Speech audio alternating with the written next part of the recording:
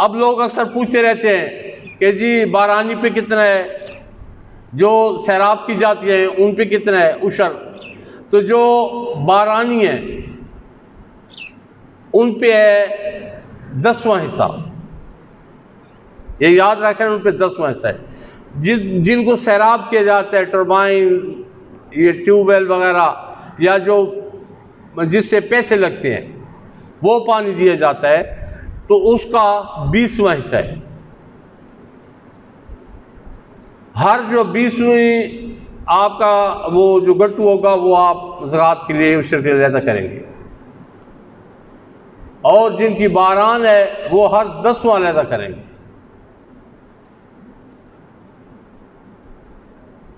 तो अल्लाह ताला अज़्ज़ व जल तो इसके लिए ये फरमा रहा है कि तुम ज़कात दो और तुम्हारा माल बढ़ेगा। और हमारे दिलों की सख्ती ने हमें पकड़ लिया है कि हम इस चीज़ से डरते हैं कि माल दे दिया तो फिर क्या होगा, माल ख़त्म हो जाएगा। याद रखें, ज़कात और उशर से कभी भी माल ख़त्म नहीं होता और इससे माल हमेशा ही बढ़ता है। और एक और इसमें मसला है कि ये जो ज़कात है, मैं आपको एक मिसाल देता हूँ। एक बंदे के पास 1 लाख रुपया है, उसके पास जमा है, 1 साल उसके पास वो जमा रहा, अब उस पर 2.5% है, मतलब 2500 रुपया उसने ज़कात देनी है अब उसकी। लेकिन शर्त यह है कि 1 साल तक वो पैसा 1 साल तक उसके पास जमा रहा। अब जिनके पास करोड़ों के हिसाब से है तो वो उस हिसाब से सोच ले कि कितना इन्होंने देना है। और ज़कात देने के लिए भी इस्लाम दीन फितरत है, कमाल का मज़हब है, कहीं पे कोई रखना नहीं रखा गया। और देने का भी तरीका इतना खूबसूरत और इतना आला बताया गया है कि सुभान अल्लाह। अब एक बंदा जिसने 95,360 रुपये ज़कात देनी है, अब इस्लाम उसको ये नहीं कहता कि तुम एक अपने अजीज़ व अकारिब में से, क्योंकि अव्वल ख्वाहिश है कि उसको जाके कहो ये ज़कात के पैसे हैं, ये तुमने उसको हिट किया है, उसके दिल को तुमने तकलीफ दी है, वो तन्हाई में रोएगा कि मैं इस लेवल का बंदा हो गया हूँ, इतना मुफलिस हो गया हूँ कि मुझे ज़कात और सदके मिल रहे हैं। तो आप उसको ऐसे नहीं देंगे 95,300, आप उसको बेशक 90,000 दे दें। जो 5,360 है आप किसी और को 2 जगह पे दे दें। देने का भी ये तरीका है। और दूसरी बात यह है कि जो हदीस मुबारक है कि दाएं हाथ से दो और बाएं को खबर भी ना हो दाएं ने क्या कर दिया, ये देने का तरीका है। देने के ये तरीका नहीं है कि 10-12 बंदे इकट्ठे हो जाए, उनको कहो कि ठीक है जी ये ज़कात के पैसे ये तुम्हारे हैं। ये उसकी इज्जत को मजरूह करने वाली बात है। आप जब भी किसी को दें अपनी नीयत कर लें कि ये ज़कात है, ये सदका है, ये उशर के मैं दे रहा हूँ। लेकिन कभी उसको ये ना कहें।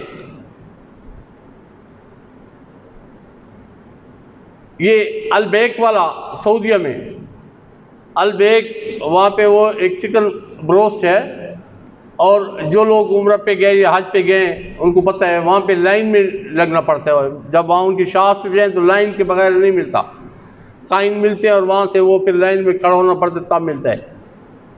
तो उसकी जो असल क्या है, जो उसका मालिक था उसने ऐद किया था अपने रब के साथ कि मालिक मैं शुरू कर रहा हूँ, मैं रोज़ के हिसाब से एक, मैं मिसाल दे, एक चिकन के साथ 1 दिरहम में वो ये सदका दूंगा जो गौरब है मसाकीन है। और फिर एक वक्त वो आया कि उसको डेली के हिसाब से जो सदका था वो लाखों रियाल में था, डेली के हिसाब से उसका माल ऐसे बढ़ा फिर। लेकिन उसने भी वो नहीं की, दिल को तंग नहीं किया कि पहले तो मैं डेली 100 रियाल देता था, अब हो रहे हैं डेली 500-600 लाख हो गए, 7-8 करोड़ रियाल हो गए, डेली के हो रहे हैं। तो उसका भी दिल तंग नहीं हुआ। जब उसका दिल तंग नहीं हो तो देने वाला वो तमाम खजानों का मालिक है।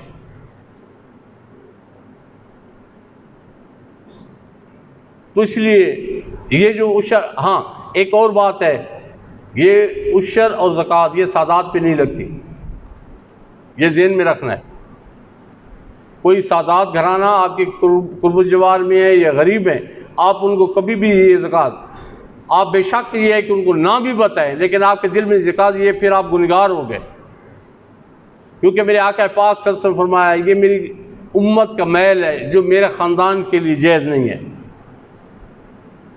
उसके लिए फिर एक और चीज़ रखी गई है, खुमस। ये है 2.5% कि अपने खालिस माल में से 2.5% आप ले गुरबा मसाकिन को दे। और खुमस में यह है कि अगर गरीब सादात घराना है तो उसके लिए 5% है कि आप अपने माल में दें और उसको ये जाके कहें ये मेरी तरफ से हदिया कबूल फरमाएं। ये आपके शायान शान तो नहीं है, क्योंकि वो आका पाक से उनका खून है। आप ताबेदारी करके उसको दें, ये कभी भी ना करें कि मैं एहसान कर रहा हूं तुम पे। अगर कभी भी ऐसा सोचा ये आप मुजरिम हो जाएंगे। तो सादात बनी हाशिम पे ज़कात भी हराम है, ये उशर और ये सदका ये तमाम चीज़ें उन पे हराम है, आप नहीं दे सकते उनको।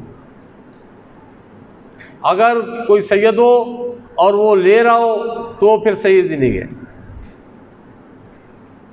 ये चीज़ हमेशा ज़हन में रखनी है।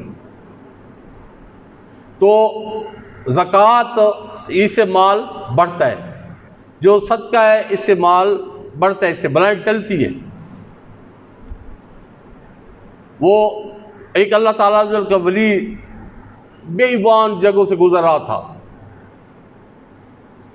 गर्मी थी सख्त, तो धूप में जा रहा था, एक अचानक की निदा आई, ऐ बादल के टुकड़े फलां कत उस पे ज़मीन पे बरस जाके। तो ये आवाज़ भी सुनी और देखा एक बादल आया टुकड़ा और खूब बरसा उस कते पे, पूरा उसको मुकम्मल सैराब कर दिया। हैरान हो गया ये क्या माजरा है, इर्द गिर्द की सारी ज़मीन उससे पड़े है, ये जो कहता है इसको जो है ना खूब सैराब किया गया। आबादी में गया, पता किया कि फ़लाँ जो ज़मीन है वहाँ, फिर आखिर एक जगह पहुँच गए जिस बंदे का था। तो उस अल्लाह अज़्ज़ल के वली ने जाके फरमाया कि ऐ बंदा खुदा, तू कौन सा काम ऐसा करता है? मैंने अल्लाह ताला अज़्ज़ल के फ़ज़ल से इन कानों से सुना है, एक निदाए गैबी थी, मैंने सुना है कि बादल फ़लाँ टुकड़े पे बरस, और जब मैंने तहकीक किए तो वो तेरा है। तू मुझे बात, तू कौन से ऐसे अमल करता है? उसने कहा और तो कोई अमल ऐसा नहीं करता जो ज़मीन का हक़ है वो पूरा पूरा अदा करता। तो जो भी ज़मीन का हक़ पूरा पूरा अदा करता है, अल्लाह ताला अज़्ज़ल उसके माल में कभी भी कमी नहीं आने देगा। ये कभी हो ही नहीं सकता उसके माल में कमी हो, उसके माल में कभी कमी नहीं, उसके माल में हमेशा बढ़ोतरी होगी। हम क्यों ख्वार हो रहे हैं? हम फ़कत इसलिए ख्वार हो रहे हैं कि हम दीन से दूर हैं। जो दीन के बिल्कुल सादा अहकाम हैं हमें बताए गए हैं, हम उन पर अमल ही नहीं करते, उनके बारे में सोचते नहीं है कि ये दीन के अहकाम हैं, ये हमारे लिए इस जहान में भी नफ़े वाले हैं और कब्र में भी नफ़े वाले होंगे और मैदान हशर में भी नफ़े वाले हैं।